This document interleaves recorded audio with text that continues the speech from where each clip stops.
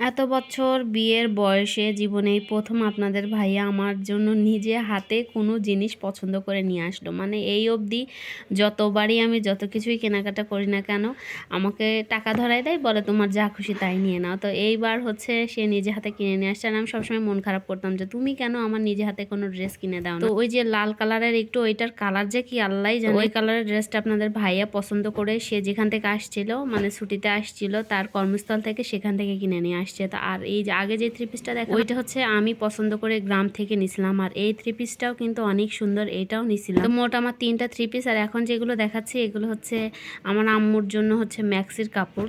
আমার আম্মু সবসময় ম্যাক্সি পরতে বেশি কমফোর্টেবল ফিল করে, তো আমি 4টা ম্যাক্সির কাপড় নিছিলাম। আর এখানে মতো হচ্ছে কি বলে এটারে, কাঁথা, ছোট বাচ্চাদের কাঁথা, সেগুলোকে আমি হচ্ছে ছাপ দিতে দিব। এগুলো মূলত বের করছি, কিন্তু পাঠাবো এক জায়গাতে, এখান থেকে হচ্ছে সেখান থেকে ছাপ দিয়ে নিয়ে আসবো, আর ড্রেসগুলোও বানাইতে দিব।